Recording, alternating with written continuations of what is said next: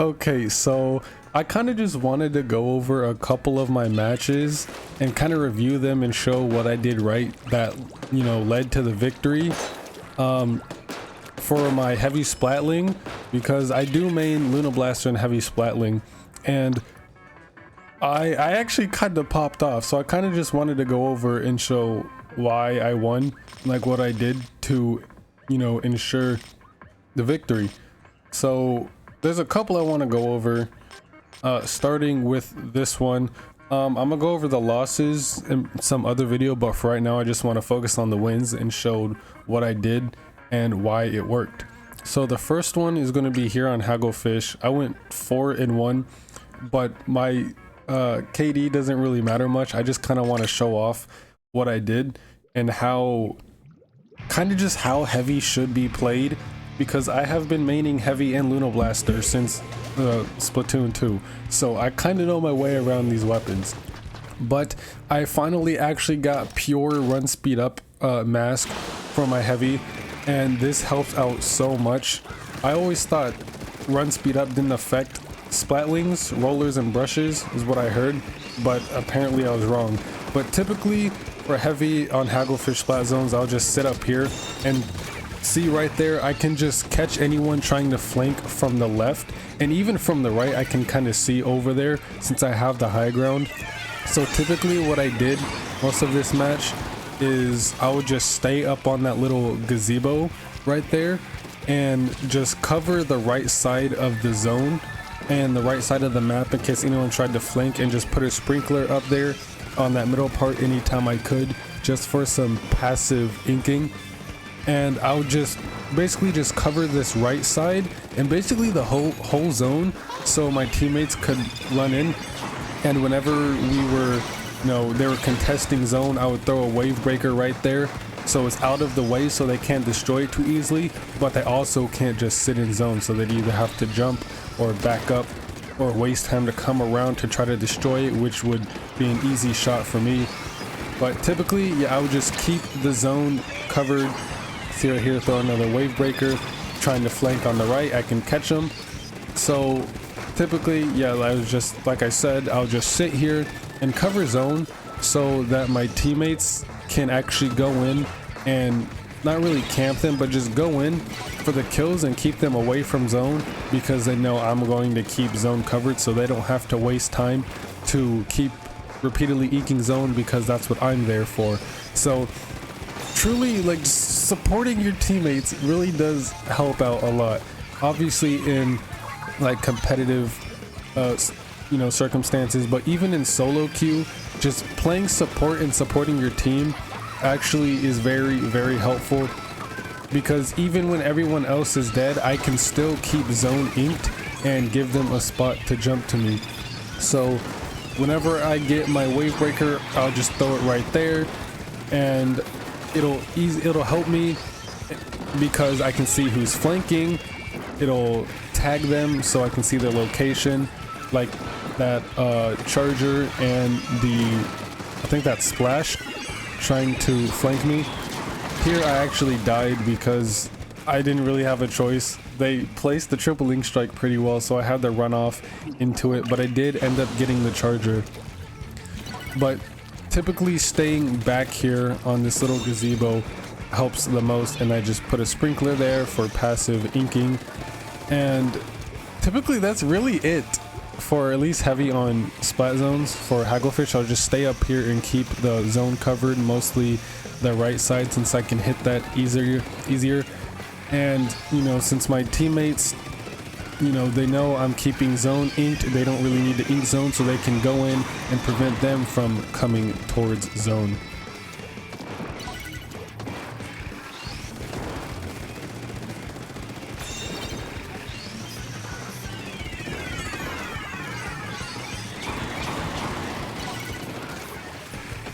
And right here, like I said, typically whenever we're about to lose zone, I'll just pop down my wave breaker to keep them out of zone and make it a lot easier to hit them, since they'd have to jump over the wave breaker or get hit, and if they get hit they get marked, so it's a lot easier to see them for me and my teammates.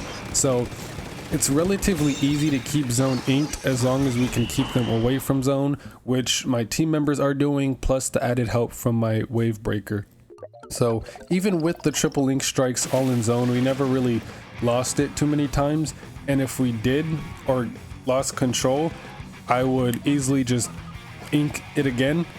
So I would constantly keep zone inked while my teammates could go in and basically shark them. They didn't have to worry about it because I was back there.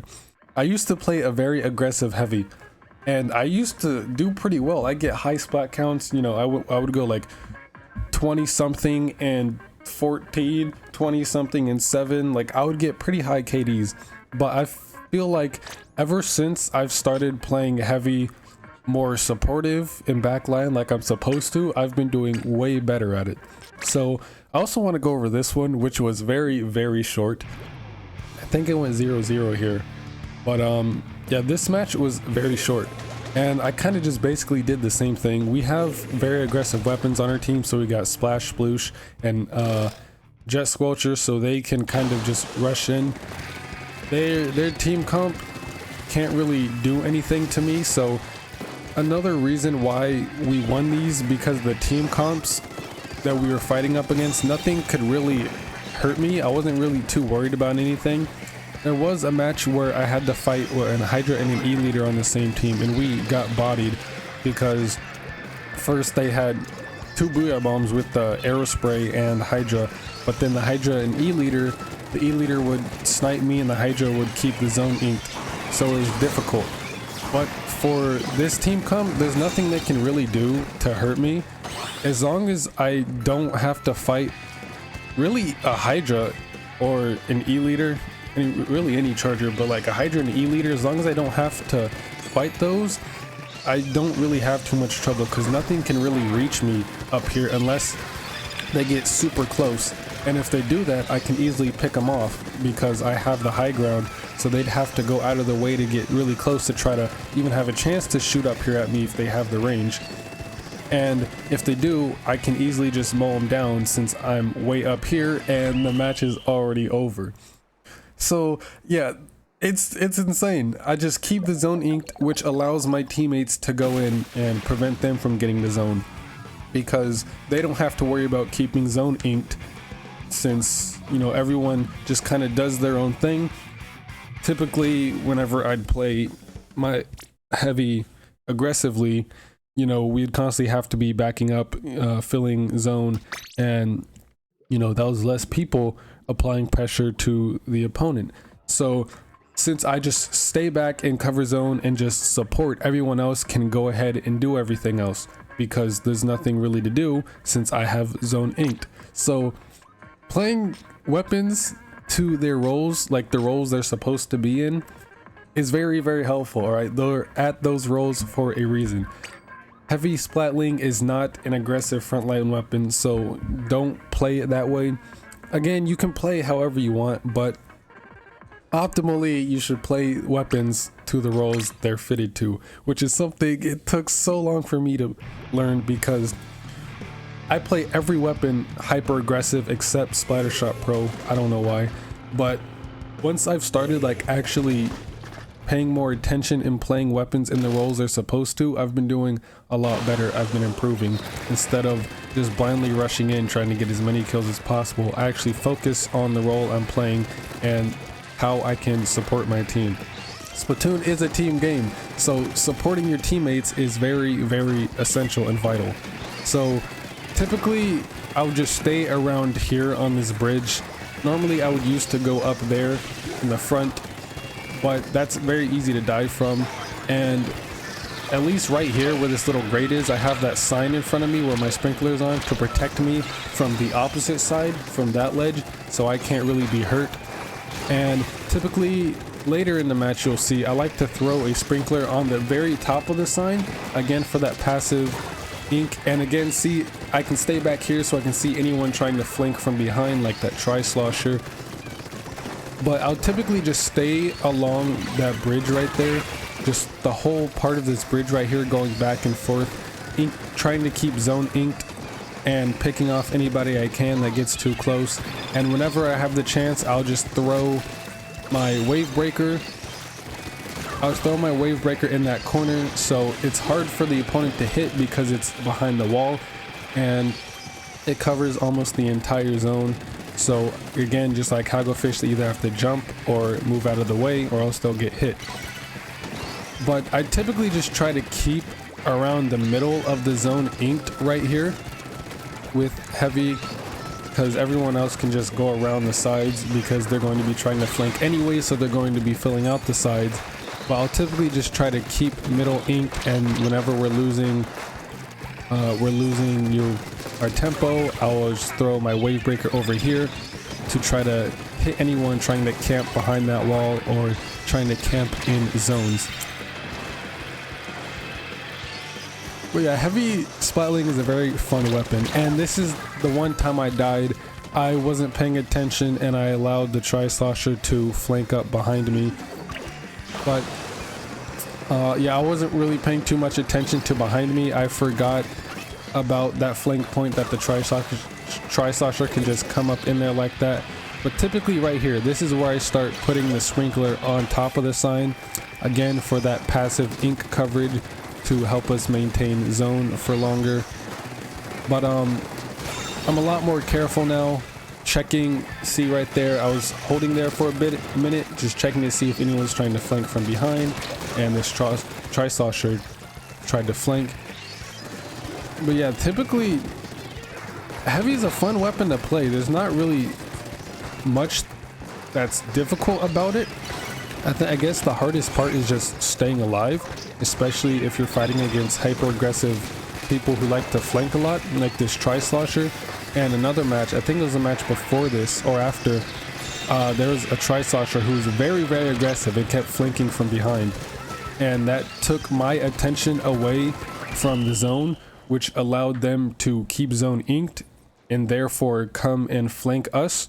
And we lost because I had to constantly focus on the Tri-Slosher trying to flank me, which again, less time for me to focus on the zone, which means they got zoned a lot more and was able to hold it. So it's very important, at least for heavy, to just focus on zone and keep zone inked. Throw in sprinklers whenever you have the chance, and put a wave breaker behind a wall so the enemy can't destroy it as easily. And I think it was this one I went 0-0 because this match was over pretty damn quickly. And again, another reason why we were able to win this match was because they have a 10 attack.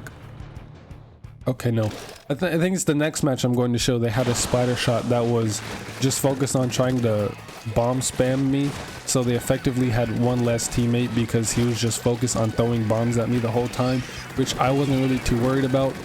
So, and you'll see that they never really affected me. But here in this match, again, I just basically do the same thing, keep a sprinkler up on top.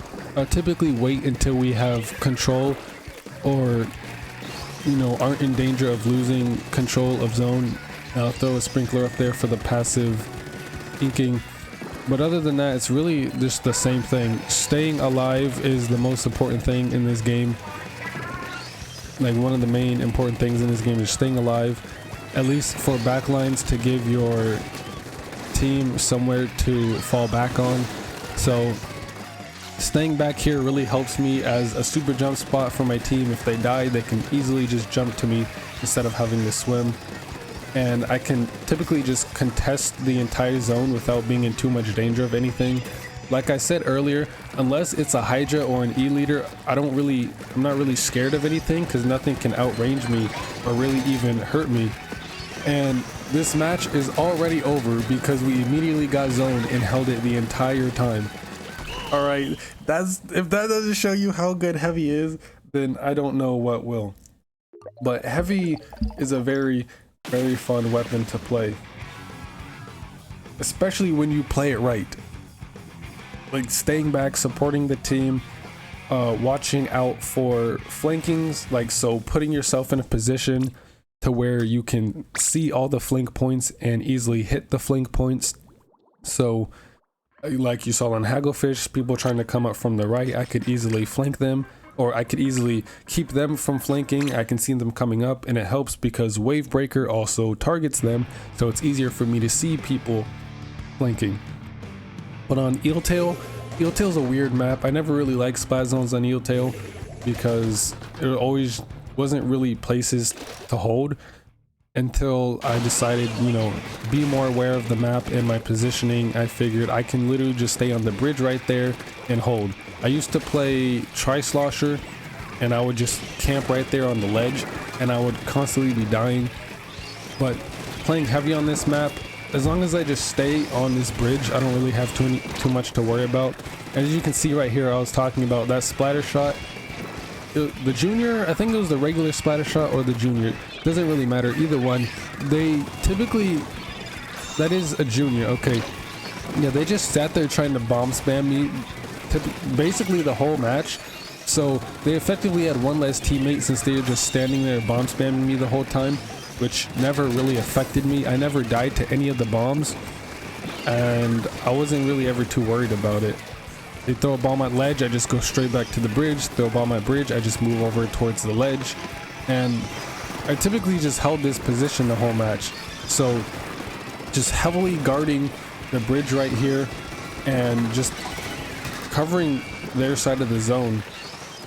And as long as I can hold this bridge, it gives my teammates places, again, like I said, to jump back. And also keeping this ledge covered gives them space to swim along the ledge and shark if they need to. So just keeping our half of the zone inked and safe is probably one of the things you should focus on when playing heavy. So from all my time of playing heavy Splatling, I don't know, I used to play very aggressive even in Splatoon 2, and it wasn't until very recently that I started playing supportive like a heavy should. But from what I know about playing heavy, the most important thing is to just survive, stay alive, and stay in a position to where it's hard for the enemy to hit you, but you can easily hit them and see all the flank points. So if your teammates need to jump back, they can jump back to you safely without worrying about dying. Like that gazebo up on Hagglefish, and then the bridge here on Eeltail. But yeah, heavy, the most important thing is to just stay alive and provide a safe place for your teammates to jump back to, and just worry about flanking. People who are trying to flank, watch out for them. You know, be aware of your surroundings, check your flank points behind you, open your map, use your map. A lot of people don't use their map in this game, but it's very, very essential, especially for backliners, since you can kind of see if anyone's if you can kind of see if anyone's behind you, inking behind you to try to flank you. So please use your map. I didn't really use my map in any of those games, since we didn't really need to. We kind of had the entire map controlled anyway. We kind of controlled the whole map, and it was hard for them to get out of spawn. But typically in ranked mode, or just anywhere really, use your map, since it's very helpful, and you can see teammates, you can see if anyone's trying to ink behind you. Like, you can see the inking in real time, and you even damaged enemies, you can see them on the map. So using your map is very helpful. But for heavy, typically you just want to stay back, give a position to where you are comfortable and can't really be touched by anything that can't outrange you. So stay in the high ground and just scout out for flanks, and whenever you have the chance, throw out a wave breaker if you're about to lose zone, to help your teammates, because then enemy gets targeted, you can see them, so it's easier to see them flanking, and just staying alive. So yeah, heavy is a very fun weapon. I really do like heavy. It's really the only Splatling that I like and will play. Kind of like Luna Blaster is the only blaster that I'm willing to play. So heavy is probably the most standard Splatling out of all of them. It's the most basic and generic. Doesn't really have too many gimmicks. Like Ballpoint has the like 2 modes for the shorter range and the longer range. Hydra has very longest range in the game.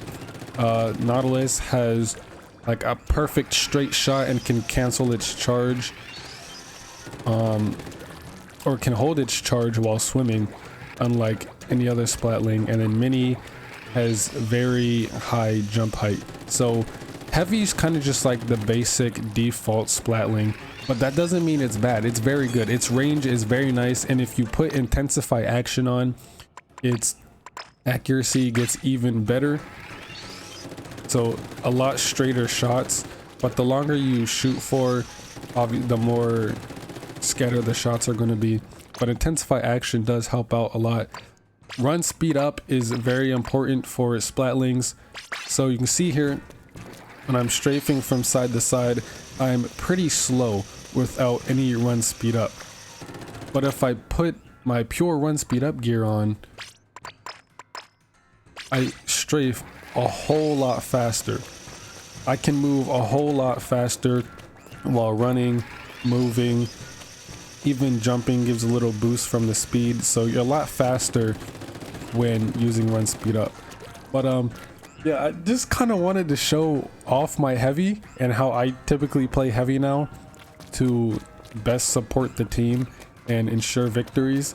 But yeah, that's really about it. So as always, thanks for watching. Have a damn good day. Stay safe, be well, and play some goddamn Splatty.